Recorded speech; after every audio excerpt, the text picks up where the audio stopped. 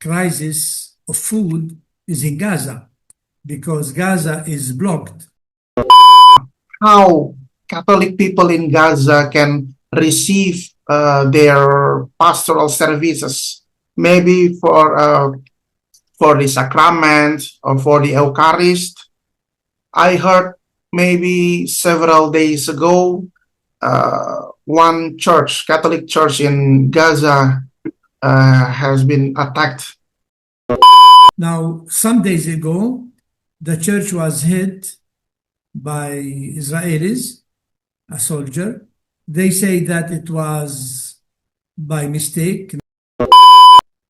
Now, the number of Christians in Palestine with East Jerusalem, they are around 50,000 people in a population of 5,200,000. I love all people who work for peace.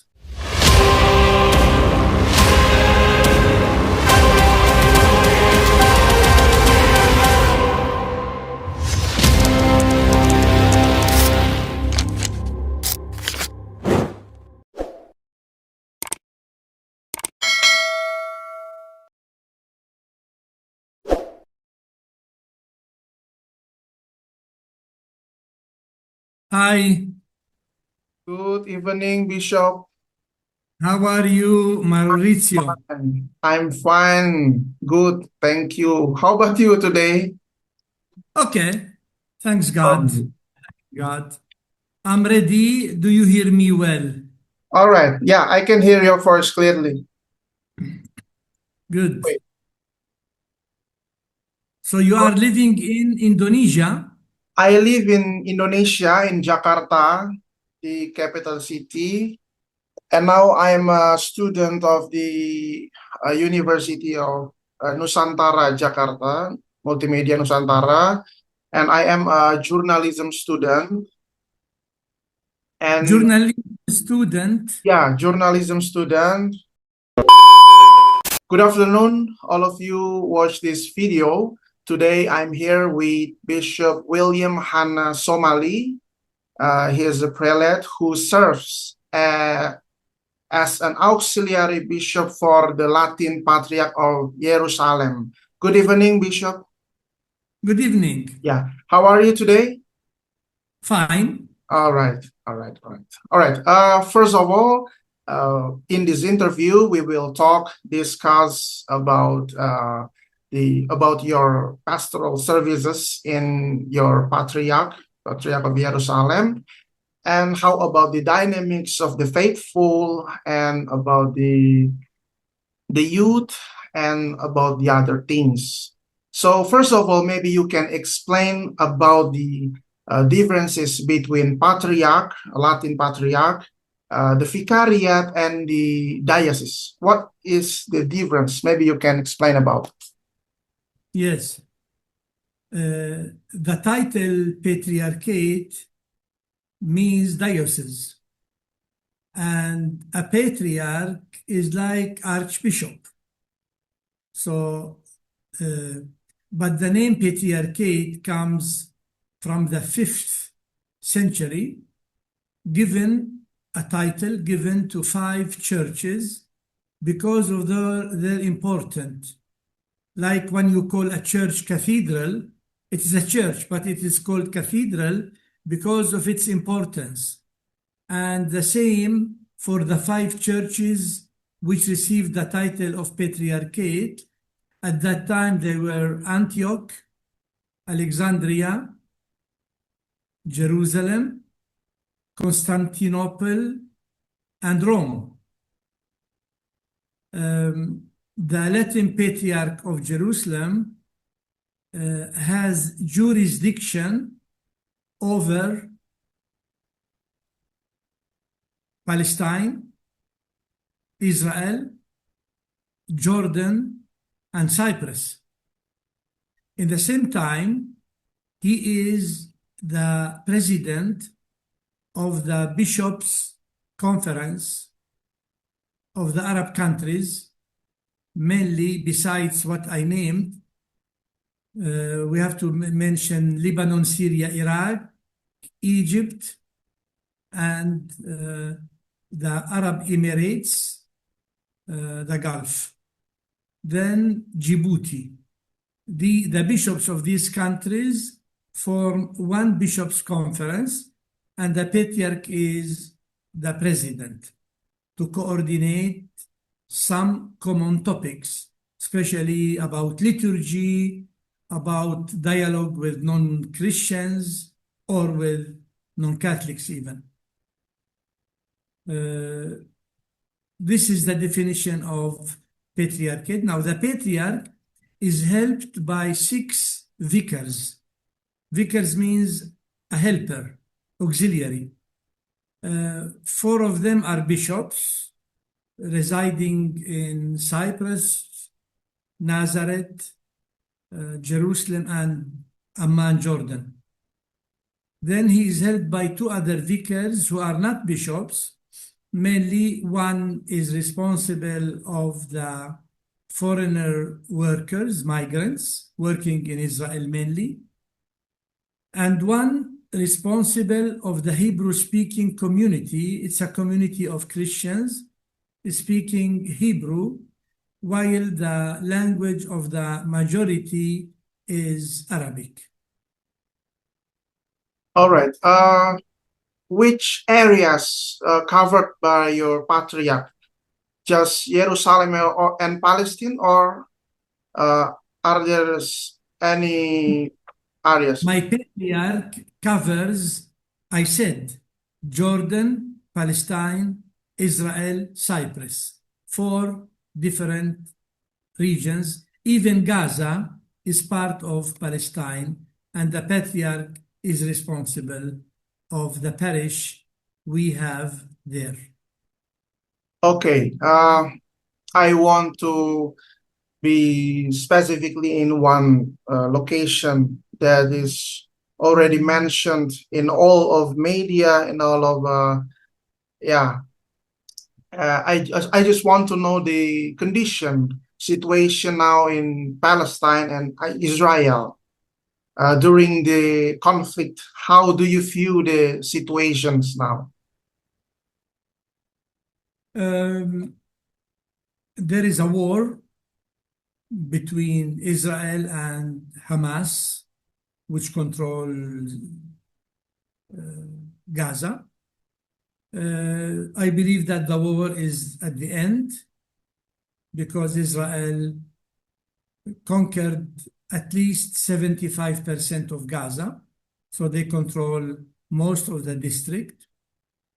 Before that, there was a war elsewhere between Lebanon, Hezbollah, and Israel, between Iran and Israel. But now all of them except Yemen and Gaza, all of them are quiet. However, the general situation is very tense. The economical situation is bad,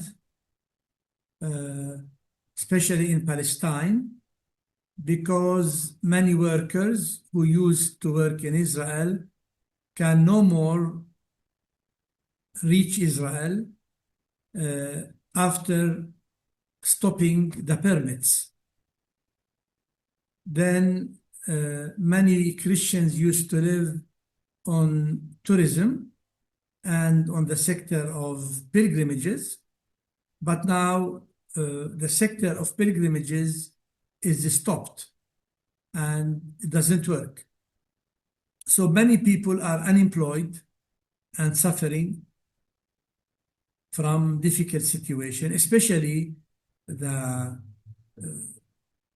big crisis of food is in Gaza, because Gaza is blocked. There is a blockade in Gaza, and food isn't allowed except by small amounts, which is distributed in a bad way. In the West Bank, people live a little bit better, but still there is an economical crisis, and many people need humanitarian help. And in fact, our church tries its best to distribute help to the most needy families. All right.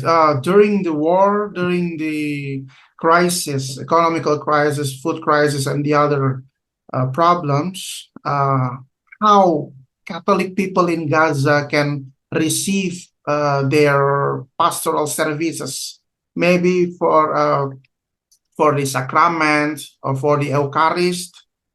I heard maybe several days ago, one church, Catholic church in Gaza, has been attacked. How can you explain about that? How can they receive the services about Yes, the Eucharist or maybe the other services?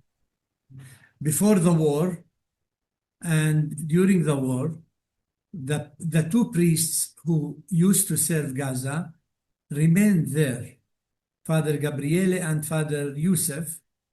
They continue to offer the pastoral service to the Christians who are gathered in the compound premises of the church, of the school. There was a school there, and the school is not running because of the war. So the families took refuge in this school, and this school is part of the compound. And the parish priest every day celebrates a mass, recites the rosary for the people who would like to attend. Now, some days ago, the church was hit by Israelis, a soldier. They say that it was by mistake, not premeditated. And 3 persons, 2 ladies and 1 man, were killed, with 10 who were wounded, among them the parish priest. But the parish priest was not grievously or seriously wounded. Now he is much better. He can celebrate for his parish. All right. I've got I've got the information before that you was born in Belt Sahur in Palestine area. If you can compare about the situation, about the crisis, and one of the important thing is about the faithful development, or maybe about the growth about the faithful. How do you feel if you can compare between current situation now, today, and the situation in the past? Maybe you can share about it. Yeah. Now, the number of Christians in Palestine with East Jerusalem, they are around 50,000 people in a population of 5,200,000. While in Israel, the number of Christians is 185,000 in a population of 8 million. So our percentage in Israel is around 2%. In Palestine, it is around 1%. It is a paradox that while our percentage is decreasing, our numbers continues to grow slowly. So now, as a number, we are much more than what we were in 1850, when the Latin Patriarchate was established. So the percentage goes down because the others grow up quickly in big numbers, while Christians grow up slowly. Why? Because of the low birth rate and because of immigration to abroad. Now in the diaspora, there is at least 1 million Christians living abroad. They should have been here in this country, but because of the security, insecurity, bad economy, and other reasons, they left the country some time ago. All right. But if we talk about the positive and negative situations, maybe you can share about the challenges on your pastoral services as a auxiliary bishop, as a leader in the patriarchy. What is the challenge? Are there any challenges, and how about the opportunities? Maybe you can see about the opportunities during the war, during the crisis. The opportunity is that we live in the Holy Land. It's a blessing to live around Bethlehem, Jerusalem, Nazareth. It's a big, big blessing. This is the first point. And this gives to our faith a lot of energy and credibility. Second is the Holy Land, so it's a target of pilgrimages. Every year we receive at least 3 million to 4 million pilgrims who come to consolidate and strengthen their faith. And these people are supportive of the small Christian community. Then here, it's a place of dialogue because it is the unique place where Christians have to dialogue as a minority with two great religions, Judaism in Israel, Islam in Palestine, and Jordan. So this dialogue is important, and it gives us experience that we can convey to other parts of the world. Now, about the challenges, first challenge comes from our small number. It's a challenge. We have to accept that we are a few number. Second challenge, our divisions. We belong to many churches. There are three main families: the Orthodox family, the Catholic family, and the Protestant family.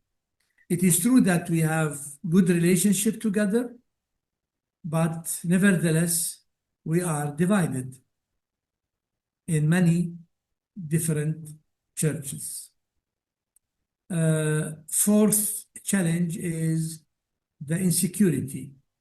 Since 100 years, the Holy Land lives in a bad situation, in a bad security, because of the war and conflict between Israelis and Palestinians. So we had many wars, 1948, 1967, 1973, then the two uprisals, or we call them intifada. You can look this word in Wikipedia, you can find a lot of details about the first and the second intifada, where many of our Christians left the country because of the fear and insecurity. Then there were the 5 wars between Israel and Gaza, Hamas, which weakened the community economically and helped or encouraged many Christians also to leave Gaza because of this. So this is the mixture of opportunities and challenges. As you said before, it is not just Catholic in Holy Land or maybe in the area. So I want to know about the tolerance between Catholic Church, maybe on the two sides. First, between the Catholic Church with many of rights on there, and with the other religions, maybe with Muslim or maybe with Jewish and the other religions. How about the tolerance? Maybe you already said, as you said, it's already a dialogue and the other. But do you have some activities or programs that it can be participate with all of religions in your area or maybe in your patriarch? Yes. We have a committee for dialogue between different churches. We call it a committee for ecumenism. And we organize Week of Unity in January, where we pray in different non-Catholic churches together. Mainly, generally, all the churches participate except the Orthodox. They believe that each one should pray alone, but the others come willingly to this organized Week of Unity. As for the dialogue with Judaism and Islam, we try our best to hold meetings.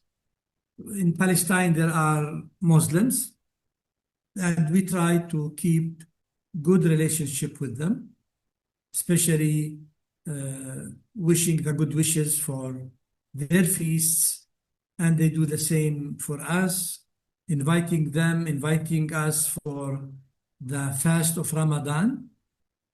There is a good exchange of visits, of invitations. We have good relationship with them. We try our best. The relationships sometimes are tense, but finally, there is respect of Christianity in Palestine. We enjoy total freedom for practicing our religion. And we have good number of people who are in the government as ministers or members of the parliament, or even as mayors. Some mayors should be Christian, like Bethlehem, Ramallah, and altogether 11 municipalities, in order to leave to Christians some freedom of action. So we feel free to celebrate our feasts, our processions in the country. In Israel, there is freedom of worship for sure. Even we can say that Israel helps our schools, Catholic schools, like it helps all the other private schools in order to be what we say reliable, depending on itself. And we organize also some meetings. For example, yesterday I had on Zoom an interreligious meeting about the other life, afterlife. So I presented the afterlife in Catholic key, and with me was a Buddhist lady who presented the afterlife in Buddhism, and the moderator was Jewish. So it was a good amalgamation of different faiths to see what is common, what is different, in a very respectful atmosphere, without polemics, without apologetics, just telling, informing others what we believe. All right. I think it's the same in Indonesia, the same situation, because our bishop conference have a interreligious dialogue, or maybe in one moment in Idul Adha, some parishes join to give a kurban in Indonesia. So yeah, I think it's the same thing. But I want to know, as you say that many of members of parliament are Christian, are they helping Catholic Church in the time of great crisis? Or maybe how about the dynamics about that? No, a parliament member is elected by everyone, by Muslims and by Christians. So he is committed to help everyone. So, but when Christians feel more difficulties than others, not only Christians, but Muslims should help also. This is the situation. We have 3 ministers now in the government, much more than our percentage, which is 1%. All right. After that, I want to know about the youth. As we know, young Catholic people, it could be our most important thing, yeah, about the youth. So how do you pay special attention to the development of young Catholic people in your area? Maybe you have some specific programs or activities directed toward the youth. Yeah. Yes, we have a priest responsible of the youth in every region of the country, one in Israel, one in Palestine, one in Jordan, a young priest.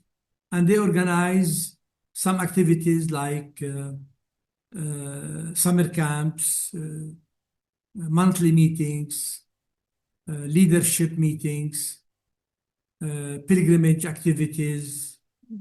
Some of them went to Rome for the Jubilee, for example, despite the bad situation. So we are there. All right. I forgot to ask you about the number of clergy. Maybe you can share about that. Okay. The population of clergy. Maybe it's missionaries, or maybe a local priest, or maybe how about the We in Patriarchate specifically, we are 124 priests. We can say that 1/4 are foreigners, but the others are local, Arab speaking. Then we have, besides that, some religious who help us. They belong to Franciscan order or to Carmelite order or to the Verbo Incarnato congregation. They help us in parishes also. And their numbers is good.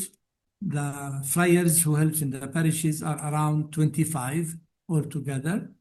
So those who work directly in our diocese, there are 124 plus 25 religious men.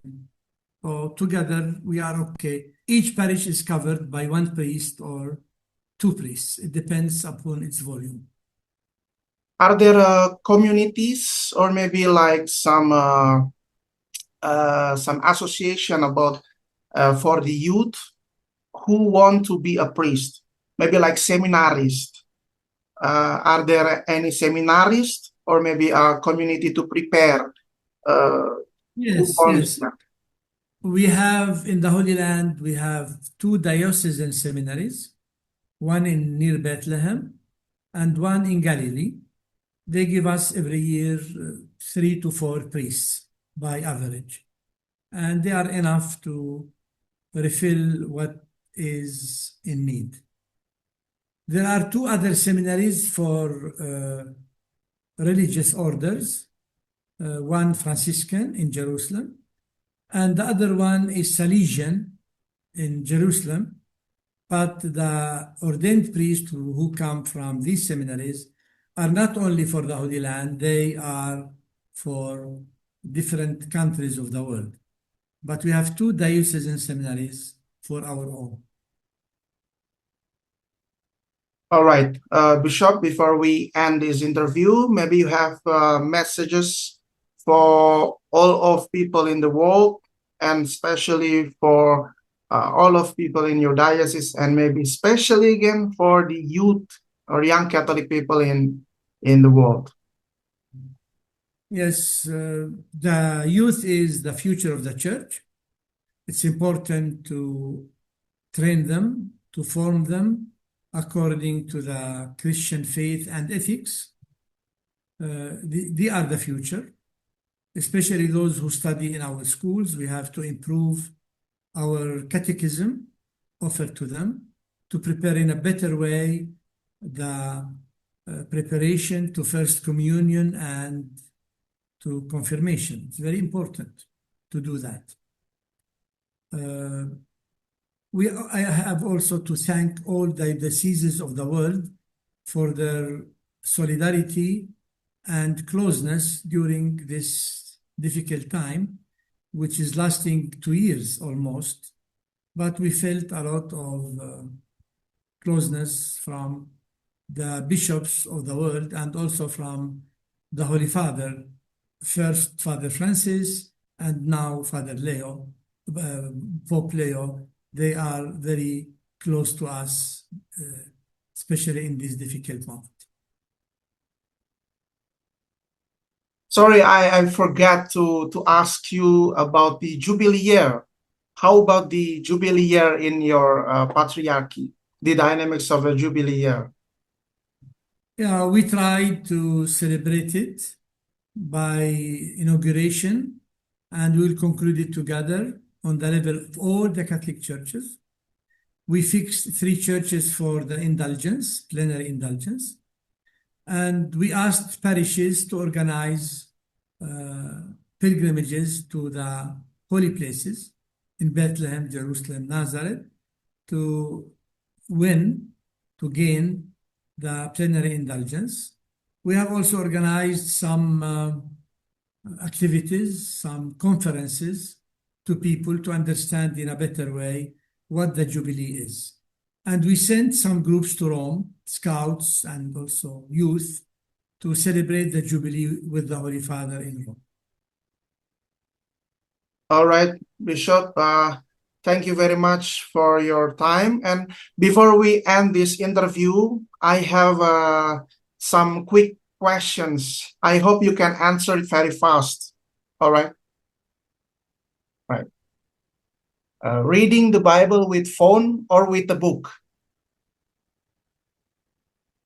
With both. But generally, with the book is better. All right. Do you prefer traveling by car or motorcycle? By car. I am old. Do you prefer use phone call or just WhatsApp? I prefer WhatsApp. Do you prefer exercising or listening to music? Exercising. Do you prefer teach theology or philosophy? Repeat. Do you prefer teach theology or philosophy? In fact, I teach theology, especially liturgy, Mariology, although I have taught also fundamental theology, which is the relationship between reason and faith. So there is a little bit of philosophy in the topic of fundamental theology. All right. Morning prayer or night prayer? Both. All right. Thank you very much, Bishop, for your time, for this opportunity. Thank you very much, and God bless you. Yeah. Bye-bye, Mauricio. Yeah. Thank you very much, Bishop. Bye-bye. Yeah, bye-bye.